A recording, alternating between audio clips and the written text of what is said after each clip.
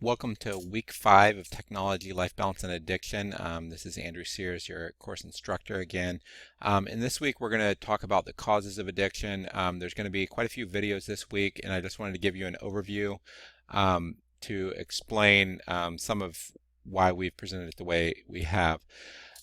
So there's several different frameworks you can look at on understanding the causes of addiction and the addiction cycle. So I want to start with more of the addiction cycle. And here the idea is that there's a common addiction cycle that every addict goes through. So you start with some sort of emotional trigger, and then that's going to lead to a craving. Often there will be some sort of ritual, like let me just use an example of it could be eating, or it could be, using pornography, where you're thinking about it, you're, checking out a site that might have something, and then all of a sudden you're using. And then you fall, you have the guilt, and if you stay in the guilt, what that happens is the guilt actually becomes a cycle for another emotional trigger. So what we're going to try to do is try to introduce you to how do you get into a recovery cycle. And a recovery cycle is where you're going to do one of two things. Either you're going to intervene whenever the craving happens, or you're going to intervene by decreasing the emotional triggers. And that's a significant part of the recovery cycle. So that way you're really decreasing those other, you're not going through the ritual, you're not going through the using, you're not going through guilt, you're just doing healthy habits. Now, the other thing that often happens with addictions is you'll have these addictions, and then you'll go through and you'll have what's called linked addiction. So you might have one addiction like work addiction. So you come home after work, and then you're really tired, you're exhausted, and you decide, it's Friday night, I'm going to reward myself. And often this is the businessman or businesswoman who comes home and gets drunk. But often now people, this will happen where people will go and they'll have a sexual addiction. But the reality is that most addictions actually are not just one addiction. They're actually a nest of a bunch of different addictions that are all tangled up. So I want to talk about some of the common linked addictions, because to get to health, often there's multiple factors that are contributing to health. So some of the common linked addictions for technology-related addictions. So a big one's going to be workaholism. So if you're working too much, you're stressed too much, then that's going to be a big one. Another one, actually, and this might be the most significant, is isolation, self-protection, and fear. And this becomes a self-perpetuating cycle where what you do is, as a teenager, you might spend a lot of time gaming. So that's a time that normally people are developing a lot of their social skills.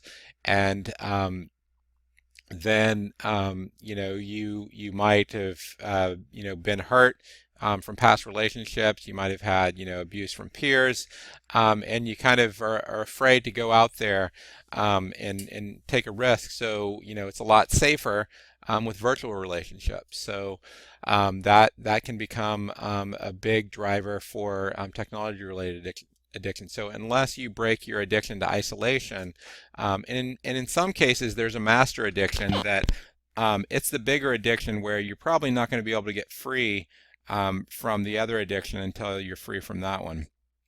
And often the master addiction is not the one that's presenting. So you might have a pornography addiction, but then there's something under that that's driving that. It could be isolation, workaholism.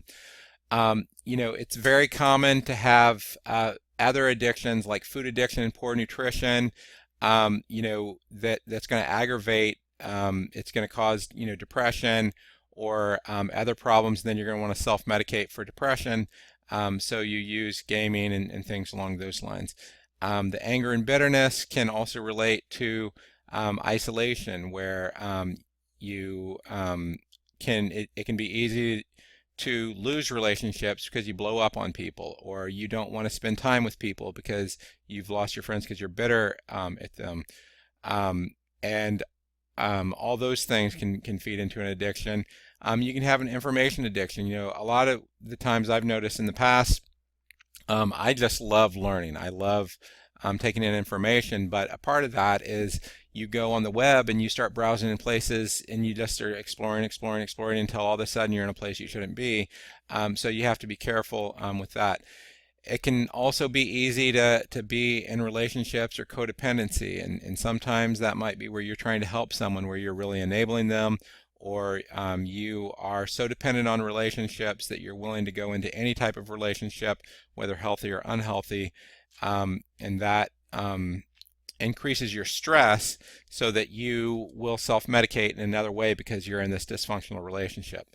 And then any of the tech-related addictions can feed on the other. You might watch a lot of TV, and as you're watching TV, you might be exposed to a lot of sexual content. All of a sudden, that becomes a trigger, and then you find yourself viewing pornography. Or gaming might have sexual content, or gaming adds to your stress. These things all feed into each other. So what you have to do as you're dismantling addictions, whether it's yours or someone else's, you need to work towards health in all your areas, not just in one. It doesn't really work if these things are interlinked. It's like the old person who was an alcoholic and they become a drug addict. That's not really helping. That's often what happens. Is that people will shift their addictions, or they'll have their master addiction, like working too much, that is going to drive some sort of self-medication. The other framework that I want to encourage you to think about is this multiple causes of addiction. And here the idea is that you have a presenting problem. So that's the iceberg. And you always say, that's just the tip of the iceberg. So you take a problem like pornography, and Josh McDowell's quote is that the greatest threat to the body of Christ is the pervasive, destructive pornography available through the internet. So you might say, my presenting problem is pornography. But then below the iceberg are the causes. And I would say that there's, and I go to a longer talk where I explain where these 4 quadrants come from. But the first one's nurture and choice, and that's more the interpersonal. So half of that's yours, half of that's others. So it can be, there's always the debate between nature and nurture, and also choice. And I would say that you didn't get to choose your family, you didn't necessarily get to choose your nurture, but you do choose your habit. So and then the second area is more nature, and that's the biochemical, your own biology. So some people are going to be predisposed to certain types of addictions, and alcoholism is a common one. But what a lot of people don't realize is that a lot of these technology-related addictions, as was alluded to in the talk, The Demise of Guys, he called them arousal addictions. And the reason why people often experience arousal addictions is because they're low in the chemical called dopamine. And dopamine is actually where the term dope comes from. And the idea is the average person has something naturally in their body that's going to make them feel okay, feel good. And in some people, that's short. It also can help people on focus. So people who have ADHD often will be susceptible to these things. The third one is the cultural system. And then the fourth one is the social system. And all of those, I would say, are the spiritual system combined. And the spiritual system is more than that. But I think that what the spiritual system is doing is your body, mind, and spirit. But you have to care for your body. You have to care for your mind. You have to care for community. We have to care for our societies. And having those in right order are all spiritual. And then below that, you're going to have a worldview. And if your worldview is broken, and the fundamental part of your worldview is Christianity, so if you don't have that right, if you're not following Jesus, then there's likely going to be ways that your worldview is going to get off. And even if you are following Jesus, there's ways your worldview is going to get off. So you want to have, and these are some of the healthy worldviews. Going through addiction recovery is a good one. I'm trying to present this health and media nutrition. Some of the ideas behind Christian media ecology, and then at the fourth, we're going to go through tech tools, rules, and policies. So see, these are some healthy worldviews. Let me just give some examples of non-healthy worldviews. So maybe you're really hurt. So I came from a very traumatic background, and I grew up largely feeling like the world isn't safe. You can't trust anyone. That is a fundamental worldview problem. And if you're a Christian, that's not compatible with Christianity. That's not what Jesus teaches us to be about. We're taught to be sons and daughters of God, the creator of the universe, not to view the world as if we're orphans from God. And it takes a long time to heal those worldviews, those deep wounds, and sometimes those can be called spiritual strongholds. And that's a lot of what we're trying to do, is to help you, wrestle with this. Let me talk about, some of these different causes. And nurture and personal choice, you have two categories. You got your family, and to a certain extent, it could be, your community around you. And I'll talk a little bit of my own story through this. So, growing up, I was abused, physically abused. I was also molested and experienced high trauma. So, had really high family stress. Right now I don't have ongoing family stress, but I would say I had deep wounds. There was neglect where I was the fourth of four boys, so by the time it got to me, my parents were done parenting, so they just kind of let me run free, and there's a lot of neglect. And those things set me up for abuse. But then I made bad choices. In my teen years, I would say I embraced addiction. I developed some bad habits. I earlier on could have chosen to recovery. Whenever I turned 24, I chose into recovery. And we make some of our own choices around thinking, some of our own choices around emotions. We're going to embrace anger. Some of our own choices around laziness. A lot of times it takes a lot more work to choose recovery. We make our own choices around lack of boundaries. So then there's other things where it's more the nature biochemical. So let me talk about that. So, and some of those things for myself. So I went through and have gone through recovery for about 17 years. And I would say the biggest area I focused on recovery was this first area, the nurture and personal choice. And I felt like, I did a huge amount of work on that. But I was still stuck. So I actually started seeing a doctor that did something called functional medicine. And what functional medicine does is, instead of going to the doctor when you're sick, you go there and you try to figure out how can you get all the systems of your body working as effectively as possible. And I found out I had some genetic issues, I had some vitamin and nutrient deficiencies, and each person needs a different set of vitamins depending on how your genes are. I found out in my body, and this is actually very common for people who have addiction. Even one of the founders of AA, a lot of his addiction was solved by just having B vitamins. He got some B vitamins. I think in his case it might have been folate. I'm not sure, but in my case it was some B vitamins that helped out. And honestly, I would say in just a couple month period of improving my diet, I got rid of. I used to be one of the worst eating people I've ever met. Because I came from Kansas City, Missouri, the obesity capital of the country, or at least it used to be. I improved my diet to where I eat very healthy. I run a couple miles every day.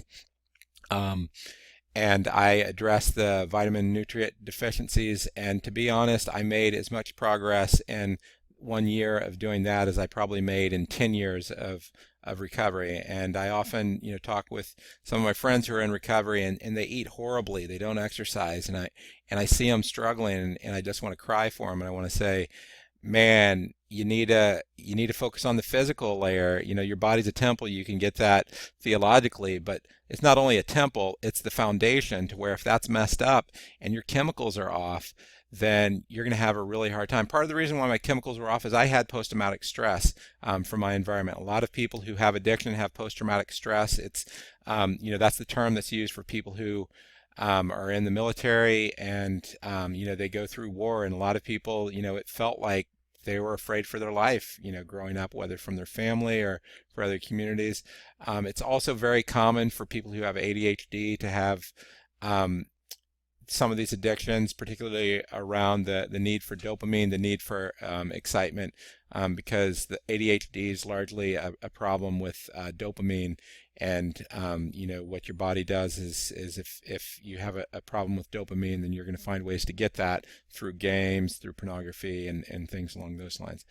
Then you have other cultural causes, so pressures from work stress. You might be experiencing and have grown up in an oppressive environment, whether racism, sexism, classism, isolation. I grew up poor.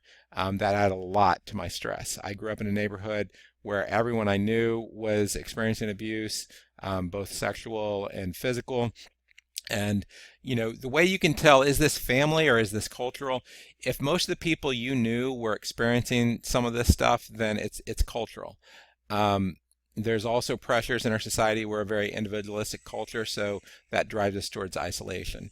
And then there's other things like exposure. We live in one of the most sexualized countries in the world, where sex is everywhere, and there's easy access to porn. So for me, I was exposed to porn at an early age and always had access to porn, just from the cultural environment, and that affected me. And then we have social systems, and we've chosen as a society to have a lack of boundaries on sex and porn.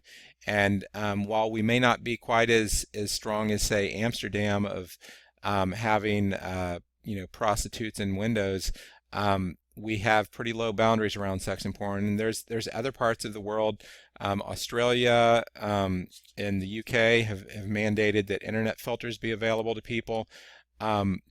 So it's possible to have different rules, and sometimes you can't change society, but you can change your family, and you can create your own rules, and that's where we're going to talk about the rules and tools later. And then on the spiritual, I talked about having a wrong framework on life. Is the world basically not safe? Can you basically not trust people? Do you lack spiritual disciplines? For me, the other big thing, I would say the big three for me have been, recovery, this, physical health, and then the third one, for prayer, for me, I spend a lot of time just soaking in God's presence and worship.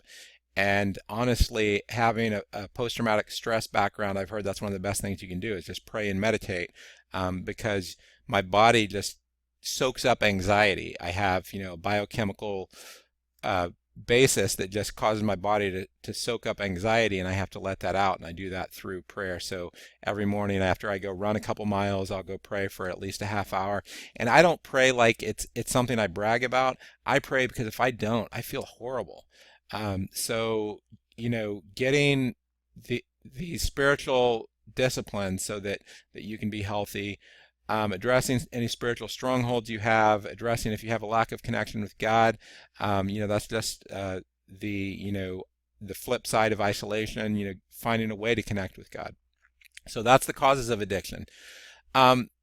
The last part I want to talk about is on the causes of addiction is the material that we've covered, and just kind of relate those. So, and some of the material we're going to cover this week. So you're going to go through several videos that's going to cover some of the different causes. So Dr. Townsend, he's actually probably the most quoted, or one of the top 5 quoted Christian counselors and authors in the country, and he gave a talk on the spiritual and emotional roots and treatment of addiction. Rick Warren, who wrote Purpose Driven Life, Saddleback Church, probably the most famous pastor in the world right now, is he talks about how he had mental illness in his family, and sometimes there's just some huge biochemical issues that are going on that have to be treated. And then Matthew Stanford, he talks about the biology of sin, how being broken doesn't mean that we only just make bad choices, but sometimes our propensity to make bad choices can be influenced by our biology. Now that doesn't mean we blame it on our biology, because that's obviously wrong, but he talks about some interesting perspectives on that. And then you've already seen, Dr. Struthers, How Pornography Hijacks the Brain. You've seen, read the book on the digital invasion that talks about some of the cultural effects. Neil Postman, which is in the first week. Josh McDowell, those cover the cultural. And then the social systems, we haven't covered that as much, but Hooked really talked about that, how people are engineering games so that you get addicted. And then the last talk that you're going to go through this week. Now these aren't all this week. A lot of these were in previous weeks, but the last talk you're going to go through this week was a talk by Billy Graham. It was a TED talk, and he talks about how given all the technology going on in the world, ultimately what really matters is that we're connected with God. So I'm hoping the goal for this week is for you to understand these different perspectives. You're going to have an assignment where what you're going to do is you're going to look at how do these different perspectives and the kind of the case study I'm looking at, and most people understand something like obesity and food addiction is going to have multiple causes. So people understand that some people are just more prone to obesity. But they also understand that there's a lot of people who will live in environments where all they have is unhealthy food around them. So that's a cultural problem. We live in a culture that's driven by McDonald's, and then you have social systems where we also live in a very unregulated country, where a lot of the bad foods that are unavailable in other countries, they're not regulated in our country. But there's also personal choice and there's spiritual. So what I want you to first do is to use that kind of as an example of how do these different factors, and talk about how you feel like these factors might affect someone with food addiction. Then what I want you to do is I want you to tell your own story, how your own drives towards addiction might be affected. And you may not call yourself an addict. In my view, everyone struggles with some sort of addiction. Addiction is really another word for idolatry, and everyone struggles with some sort of idolatry where we put things before God, even if temporarily.